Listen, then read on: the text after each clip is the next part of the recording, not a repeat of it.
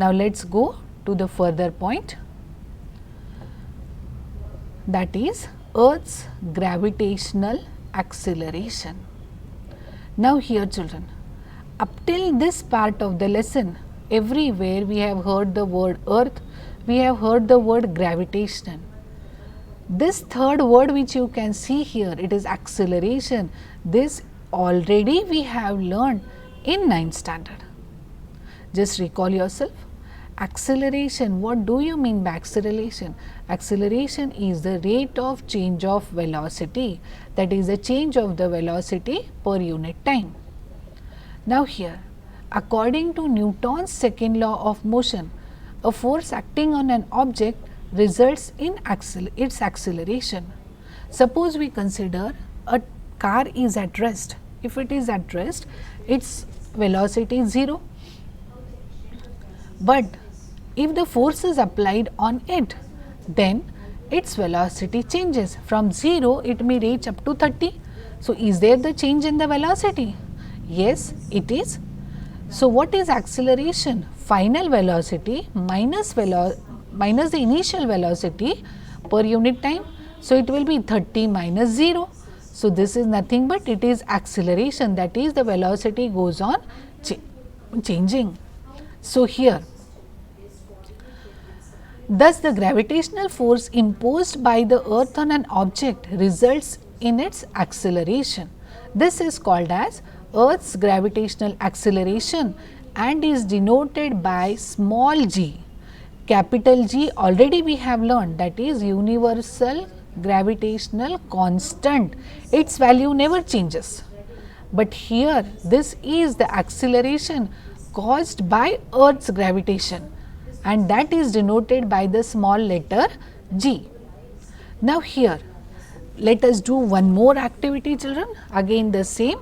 I have taken the roll of the sellotape in my hand. Now, when the sellotape is in my hand, its initial velocity is 0.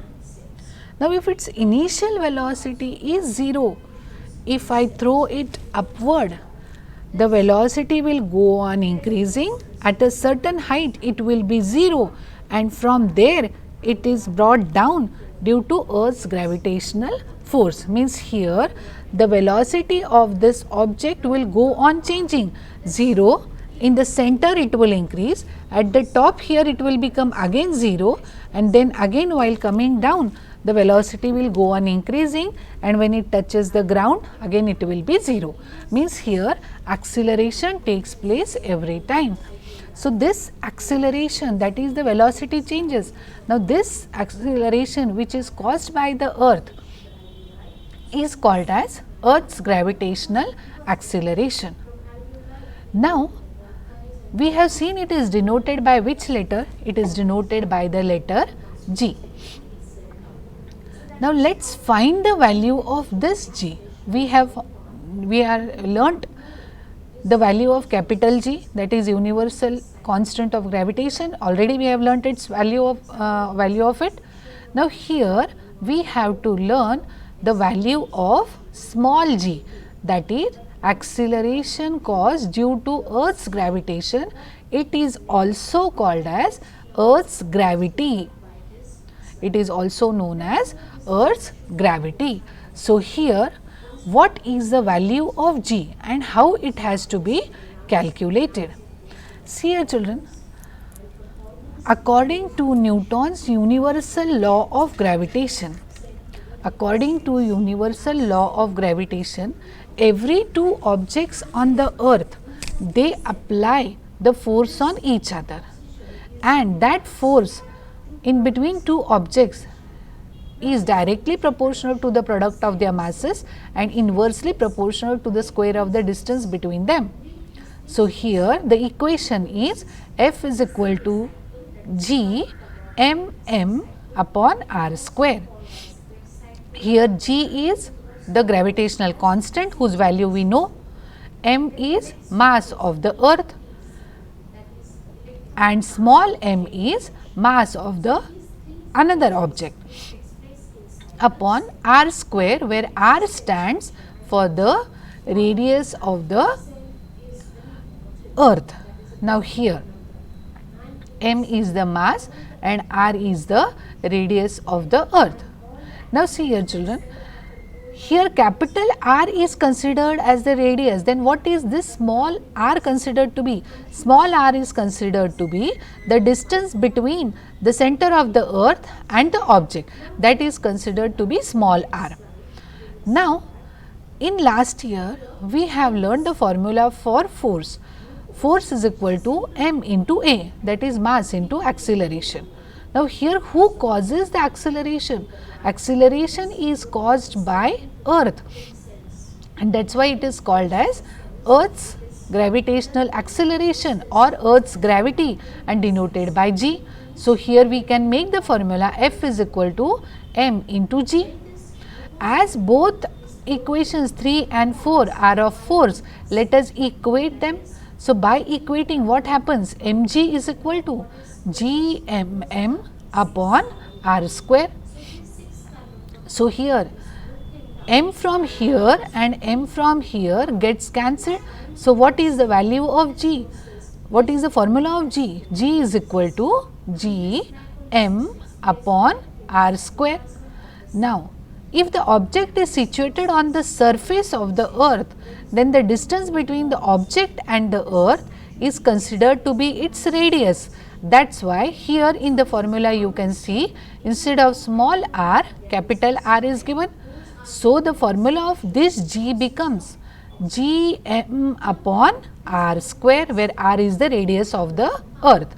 Now if you substitute the values of universal constant, mass of earth and radius of earth, then here universal constant is 6.673 into 10 raised to minus 11, mass of the earth it is 6 into 10 raised to 24 upon radius of the earth is 6.4 into 10 raised to 6 bracket square. Now if you do the calculations of this, we get the value 9.77 meter per second square. This is the value of g which comes from the calculation. But as it is, we say that the earth is not in a circular shape, it is little bit elongated. Now if it is little bit elongated means we can slightly elongate it, it is not proper circular, it is slightly flattened at the poles and bulged at the equator. Now see here, if you consider this is the center of the circle, that is center of the earth, which we call it as the equator. So at the equator it is bulged and the earth is slightly flattened at the poles. Now if it is slightly flattened, then the radius between the elongated part and the radius up to this poles, the radius will change, as this is bulgy and this is flattened. Is it clear? So this distance of the object from the center is more than this distance. So according to the Newton's law of gravitation, more distance less force, less distance more force, means here more is the distance, less will be acceleration due to gravity, and here less is the distance, more will be acceleration due to gravity. Now let us see what is the change. And if it is changing, then as we said that capital G is universal constant, it remains constant anywhere in the universe, but small g, it is the acceleration due to gravity and it changes place to place. So this small g, that is acceleration due to gravity, it depends on which factors that we will see. The first factor on which the value of g depends is the shape of the earth. The second one, the height at which the object is, and the third one, the depth at which the object is. So let us elaborate one point and see. As we have learned that the earth is bulgy at the center and flattened at the pole. If it is flattened, r is less. If r is less, force is more. Now here this r is more, so force is less. So, now see here, at the poles the value of G is 9.83 meter per second square, and at the equator it is 9.78 meter per second square. So, here at the equator it is different, at the poles it is different, then which correct value has to be taken? It is the 9.83 at the poles and 9.78 at the equator. So, instead of these two different values, one common value is taken when we solve the numericals, and that is 9.8 meter per second square. This is the common value which is taken for acceleration due to gravity. Now, let us see which is the second point on which it depends. The second point is height. So, here if the object is here only, then we say that it is on the surface of the earth, but if the object goes on increasing continuously, which moves away from the earth's gravitational pull, then there the gravitation goes on decreasing, finally it becomes 0. So, here the value of G decreases with the increased height. It varies as 1 upon r plus h bracket square, where r is the radius of the earth.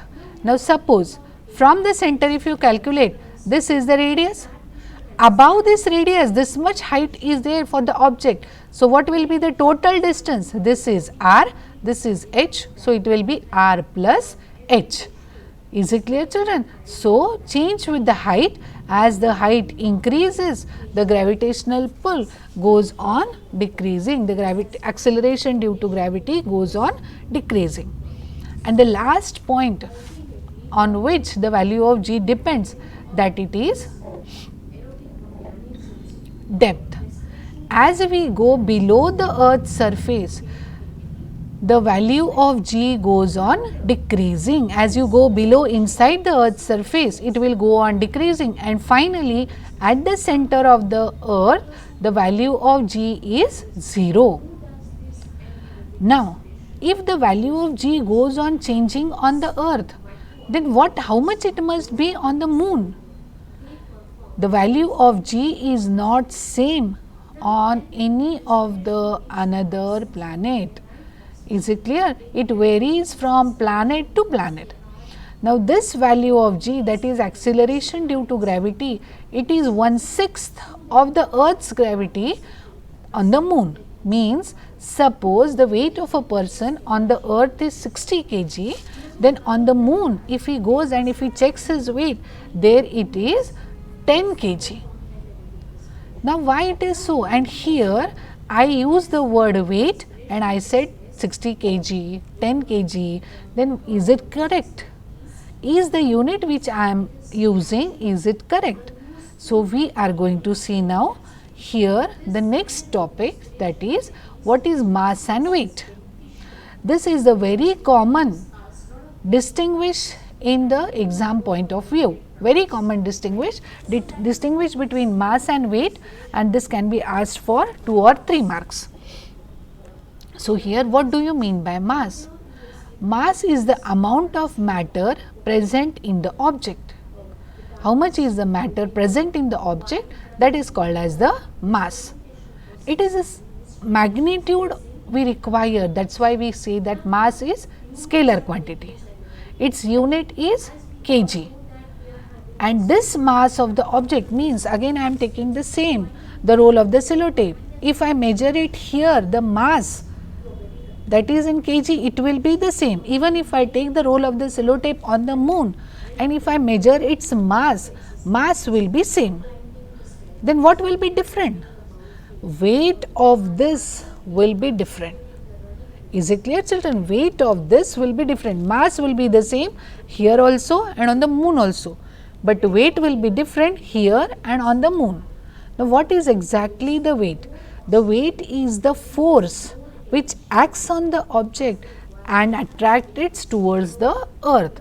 So, here weight is the force with which the earth attracts any of the object. Means here weight is nothing but on this mass there is the downward force. So, mass and force is acting, and which force is acting? It is the Earth's gravitational force, that is Earth's gravity. So, we can make the formula for weight is equal to m into g, that is mass into gravity. Now, weight is the force and the unit of force is Newton. That is why the unit of weight also becomes Newton. Force is a vector quantity, that is why weight also becomes the vector quantity. Now, the weight of the object changes from place to place as the value of g changes. Value of g changes anywhere on the earth here, anywhere it goes on changing, and as the g changes its weight will also go on changing. So, this is the concept of mass and weight. Now, related to this only further, let us see which is the next point. The next point is, children, free fall. What do you mean by free fall? We have heard this word in the amusement parks. Suddenly you all, if you are at a certain height, suddenly you come down, and this is nothing but it is called as the free fall. Now, see here, I will give you one of the example. Any of the fruit, when it ripens on its own, on the tree only, after ripening the fruit never remains on the tree, it falls down, that is vertically downward towards the earth. Now, here which force is acting or who is pulling it? We are not doing anything to the fruit, then how did the fruit come down? The fruit came down due to one force, and that is the force applied by the earth on the fruit. But when the fruit was coming down towards the earth, was there only for one force acting on it? Was it? Just think, was it only one force, that is due to gravitational force it was coming? No doubt, but there were still more forces that were applied on the fruit. And which were those forces? The first force was the force of friction caused by air on the fruit, and the second one was the fruit is coming down, so it is experiencing the upward force, and that is called as the force of buoyancy, which is acting in the upward direction. The fruit is coming downward, and this buoyancy, this is the upthrust which is acting in the upward direction. So, here let us see now, if on the earth when air is present, if so many forces are acting on the object, then what do this free fall mean? We can see the definition. Whenever an object moves under the influence of force of gravity alone, again I am underlining this word, force of gravity alone, it is said to be falling freely. Means on any of the object there should be only one force, not the frictional, not the buoyant force, there should be only one force, that is force of gravitation or the force of gravity that the earth acts on it. Okay. So, there should be only one force, and when only one force is there, then the body we can call for that body that it is freely falling body. Now, let us, I am explaining one activity. What is that activity? Take one stone in one hand and one ball of paper on another, in the another hand. Hold them together, stand at a certain height or stand on one of the building, and from there just throw both the objects down towards the earth. Here is stone, here is paper ball, and throw both of them. Which object will reach the ground first? Think a while. Sure, it is the stone which will reach first on the ground. Why not the paper ball? Now, here the stone is having more mass than the mass of the paper. So, though on the stone the frictional force is there or the buoyant force is there, it overcomes those forces due to more mass and comes down towards the ground. But the paper ball, it is having very less mass, and that is why the frictional force, the buoyant force which are acting on them, they oppose the fall, and that is why it comes a little bit slowly and falls on the ground after the stone. This is the one of the activity. Now, the same activity has to be done in vacuum. Vacuum means no air, nothing is there. Again, hold both of them, stone and the ball of paper, and throw them in vacuum at the same time.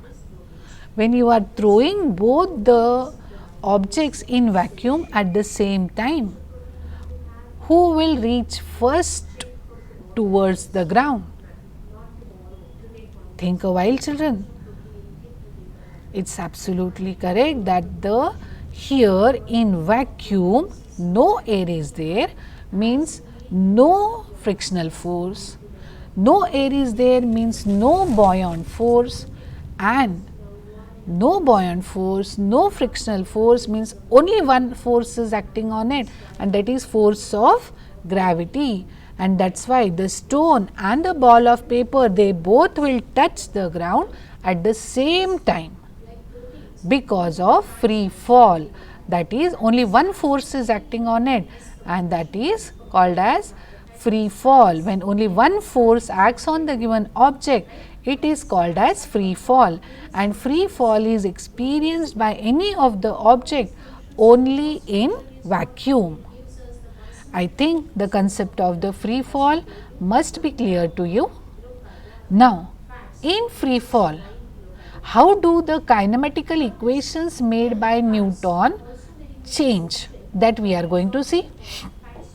First of all, we will see what are the three kinematical equations that already we have learnt in 9th standard. First equation is V is equal to U plus AT. The second equation is S is equal to UT plus half AT square, and the third equation is V square is equal to U square plus 2AS. These are the three kinematical equations. Now, these three kinematical equations of motion, how do they change in free fall? Now, let us see here. V is final velocity, U is initial velocity, A is acceleration, T is time, and S is displacement. So, here when the objects are in the hand or at a place for the free fall, then at that time their initial velocity is 0 meter per second. Now, here if the initial velocity is 0, then it is a free fall, means only one force is acting on it, and that is force of gravity. So, in the place of A we can write G. So, the first equation in free fall, how does it become? V is equal to, this is 0 plus G T. So, it becomes V is equal to G T. This becomes the first equation. Now, let us see how the second equation changes. Here it is 0. So, UT will be 0 only. So, here S is equal to half G T square. So, again S is equal to half G T square. Wherever A is there, you have to write G. Wherever U is there, you have to write 0. And the third one, V square is equal to, in the place of A, what we have to write? It is G. So, it will become V square is equal to 2GS. So, the three kinematical equations of motion, they change like this in free fall. Now, here when the object is thrown in the downward direction, means it is going towards the direction of the force. Is it clear? So, here it is towards the ground, means its value, that is the value of G, should be taken positive. Value of G we have seen that it is 9.8. So, it is positive when it is in the downward direction. But if you throw it in the upward direction, means the object is going in the upward direction, means against the gravitational pull it is going. So, there you have to take the value of g as negative, that it will be minus 9.8 meter per second square. Now, here Moon and other satellites, they orbiting the earth experience the free fall since they move under the influence of earth's gravitational force only. At the starting of the lesson, we had learned this example of centripetal force, and here that is why we say that the moon and the satellites, they keep on revolving around the earth only because of free fall, means there is vacuum, and that is why in the vacuum they keep on revolving around the earth, means only one force is acting on them. Is it clear? So, this was the everything about free fall.